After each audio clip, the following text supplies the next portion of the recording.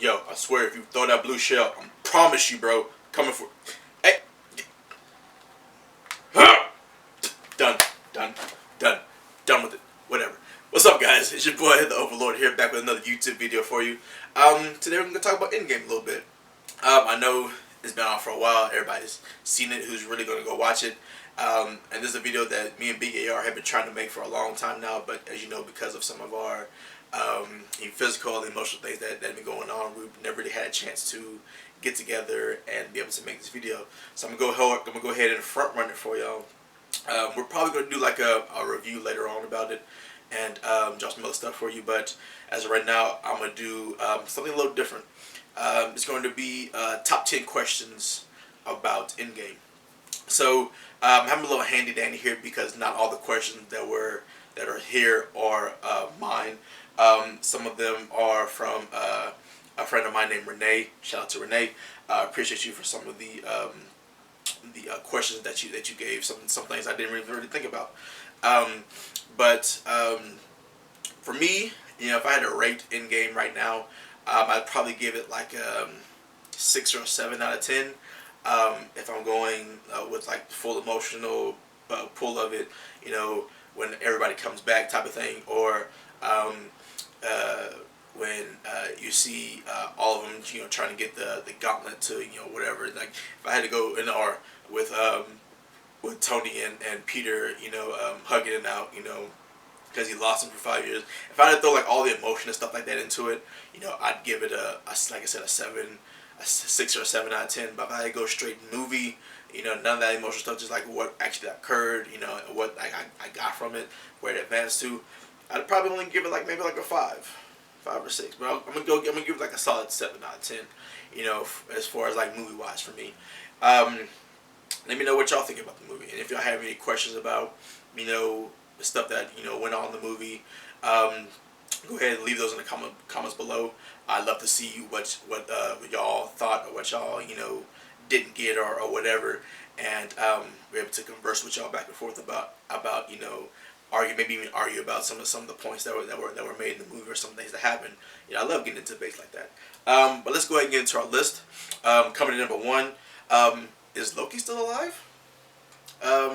Because as we saw in Infinity War, Thanos put the death grip on him, and he didn't survive that one. Even though we swore he might come back, but as we saw, he was dead. Or at least from what we saw, he was dead. He didn't come back. I had a friend say that they think he might still be alive because he didn't transform back into an ice giant, which I thought it might be true, because he was hiding his true form as Loki, as Tom, but that wasn't who he really was. It's not what he really looked like. So the fact that he didn't convert back into that made people think he was still alive, but we don't know. But as we saw in Endgame, he gets hold of the Tesseract and is thrown into a wormhole. So we don't know where he might end up. We don't know what's going on. I did hear rumor, or I did hear talk about them making a Loki a Loki TV show. So I don't know how or when that's supposed to start production, or if it already has. But I'm kind of curious about where they can really take it. How far they can really take this character. Is Tom going to be the one that's actually doing it? That'd be cool for him to get his own TV show or his own little thing. But is he going to be an anti-hero? Is he going to be confused about his past? Is he going to try to find out what's going on with I'm curious to know where they can really take this character, or how much further development they can have for this character. Coming number 2, why did the gamma rays from the Infinity Gauntlet hurt Hulk? Because if anything, they should have healed him or made him stronger. Am I not right? Because from what I've heard, because of the gamma radiation in Hulk's blood, he can even survive underwater. The gamma radiation apparently forces oxygen back into his lungs, or as we've seen on Planet Hulk, when when his blood is spurred, thrown onto the ground, or whatever, it heals and makes things grow from the gamma radiation. So why did it hurt him? And question 2.1 or 2.2 or whatever, .5, is it because he tried to bring back Black Widow? Is it because he tried to extract her soul from the Soul Stone and still use it at the same time? Is that why it happened?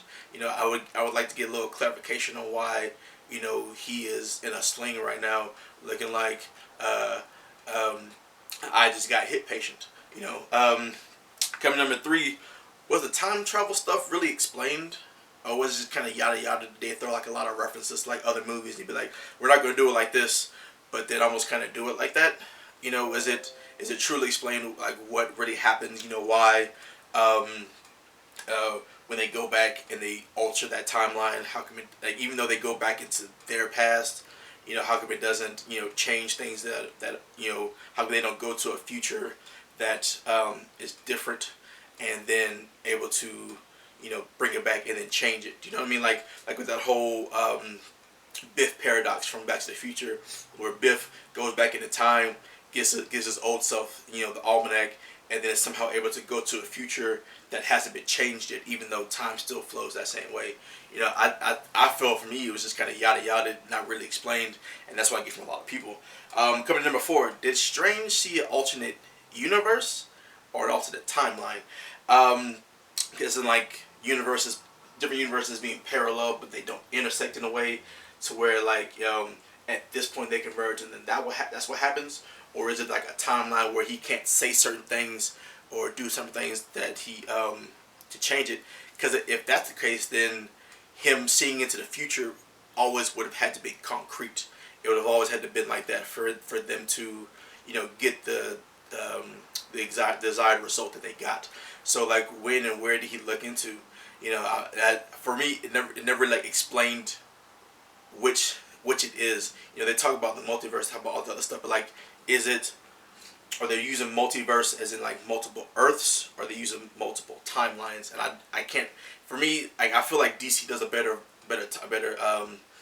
job of explaining that, especially with CW with like the Flash, where they'll visit alternate Earth, Earth 3, Earth 10, Earth whatever, and those are all alternate Earths that they visit.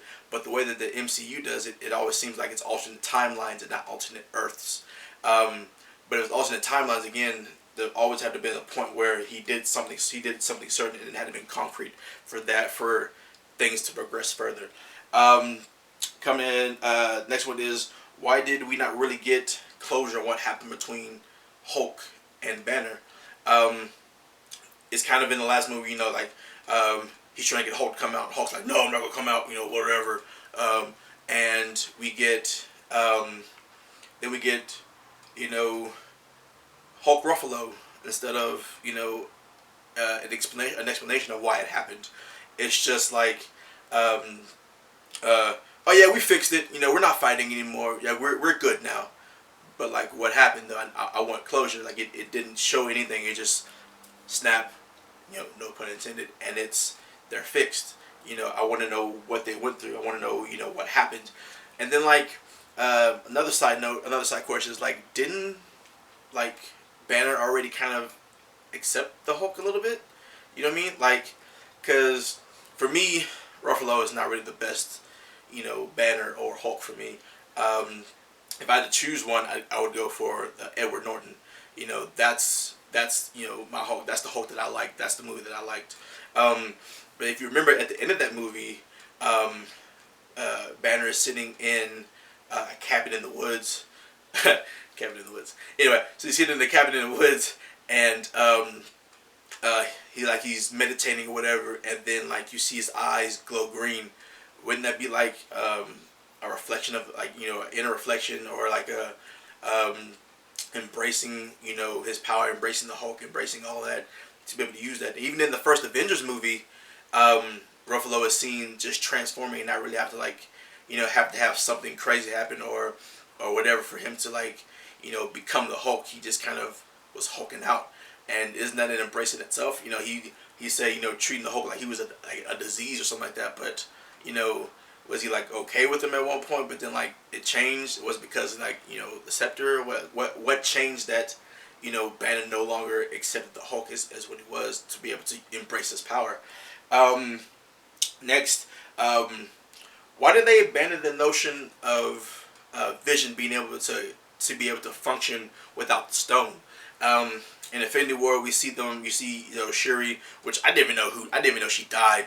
It didn't show her get dusted at all. I was highly upset when I saw her have to come back. From being dusted. Shout out to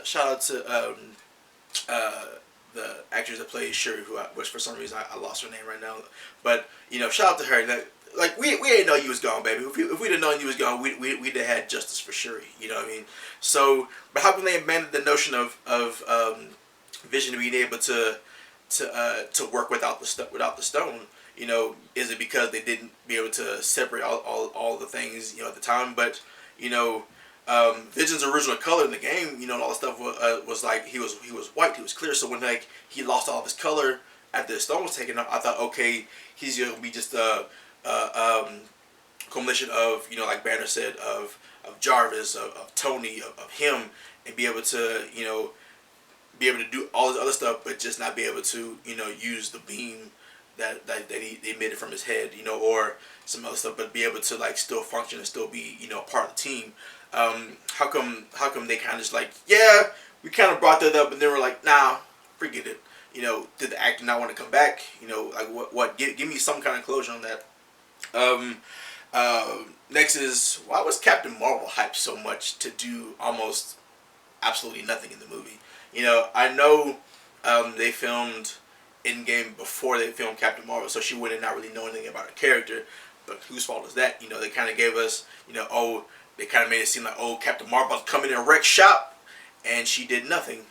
She did, she held a weakened Thanos, and then they're going, hand to hand or whatever, and then as soon as he emitted that Power Stone, knocked her all the way out into another movie. Do you mean like what's really happening? She really didn't do anything, and then her the way she entered, in Captain Marvel and the way she entered in Endgame were completely different. I don't know why there wasn't any continuity with that. I don't know why they couldn't just be like, oh, I see what you did there. All right, cool, because it was already done.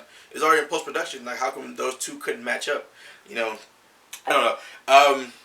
Next one is, did Nebula kill her past self or just shoot her past self? Because if she killed her past self, how is she still there? You definitely affected your past. And but like I said, the whole timeline thing, the whole time travel thing for me was really muddied.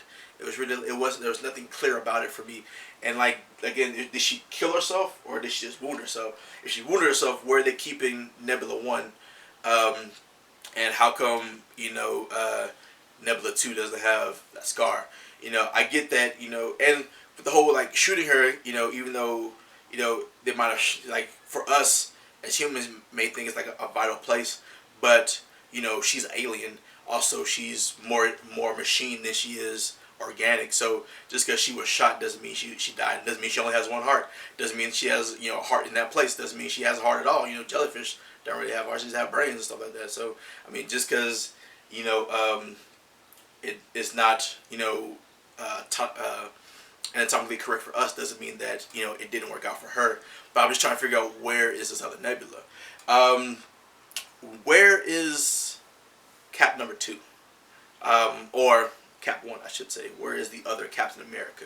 So think about this. So Cap goes back to the past and stays, right? And then is there when they realize he's there, just been sitting there the whole time, but if he goes back, then that means there was two Captain Americas. As you see, he goes and he fights himself. So there's two Captain Americas there at that time. And did he go back and was like, hey, Peggy, don't say nothing, but there's gonna be two of us here. He's gonna go fight in the war and get frozen and do all that stuff. I'm just gonna stay here with you. How did that conversation go? And what happens to the other Captain America? Does he stay in the future or the present? What's really going on? I don't understand. Why they introduced two Captain Americas but didn't. And even if he goes into the past, there will still always be two Captain Americas at one timeline. And what do they do with that? Is it quantum leap type thing? What's going on? If he sees him, obviously if he saw himself, but he didn't believe that it was him. He thought it was Loki. But this whole seeing yourself thing, like that doesn't do anything. They brought up Back to the Future a lot, so I thought that it might be something. Even though the Jennifers did see themselves and like nothing really happened, does that mean nothing does happen or what? Like it left too many questions open for me. And where did Cap get the shield? Like, because wasn't his shield broken? So did he like steal another shield, or did he like break into did he break it somewhere and get a shield made, or did he have a shield made and like when he was frozen, was like, oh, leave me in there, but I'm gonna be here, but make me another shield. Like what happened? I want to know. And what y'all think? This is not the last question, but what did y'all think about Falcon becoming the new Captain America? I thought that was pretty awesome. I know both Falcon and Bucky become take on the mantle of Captain America, but to have it passed to Sam, I thought was awesome. I had some people who were like, man, I wanted Bucky to get it, but the Russo brothers were talking about like Bucky's mind still isn't where it needs to be for him to take on that mantle, and like him and Sam have a better connection. They think they're like-minded. Sam didn't even hesitate to take Cap's side when things went down. It wasn't like, oh, should we do this? Should we do that? Oh, Cap's doing this, I'm with Cap. They thought the same. They did things similarly. So I think it's awesome that Sam got to become the new Captain America. I can't wait to see how that works out with Bucky and Captain America or Captain Falcon or whatever show that they're going to be bringing out, just like the Loki show. See how that works out. I'm kind of interested to see that. My last question: if Thanos went to the past or the future, if past Thanos went to the future and was then killed in the future / present and never went back to the past to like collect the stones and snap, how does that not correct things? How does that not start everything over? I kind of compared this to again Back to the Future. Like I said, they brought it up too. So in Back to the Future, there's a part in 3. I'm sorry, Back to the Future 3. There's a part where Doc saves Clara Clayton from falling into Clayton, which later becomes Clayton Ravine, and so at this point in time, because they're in the past from the future, only Doc and Marty know that it's later called Clayton Ravine because she's supposed to die in there. So because they changed it, because they altered it, does that mean that everybody except for Marty will think it's called something else besides Clayton Ravine? Will Marty remember that it's called Clayton Ravine because he was there when it happened, or does it go through the timeline and change it to where he never remembers, or to where it changes when he goes back? Does it change into the Ravine that it's called now? And so my thing is, if Thanos never goes back and he's dusted in the future by skipping all of that stone stuff, then how is he there in the past to be able to affect their present / future? How does that work out? I can't wrap my head around it. Like I said, it was kind of blah blah blah for me. They didn't explain anything clearly enough for me to be like, okay, I accept this answer as being something that makes sense. But those are my questions. Like I said, if you have any questions about the movie, definitely leave those in the comments below. Shout out to Renee. Shout out to some other friends or whatever that gave me questions, kind of debated with me. If you have anything you want to debate about, I'm down for it. Hit me up with it. Other than that, remember to like, comment, subscribe, hit the bell. We'll be coming with more videos for you. We're still like in the healing process right now, but we're definitely coming out with more content. And Black Sheep / Big Trouble in Little Podcast is definitely gonna be growing, coming to you with more movie moments. And let's get it popping. Good to see you.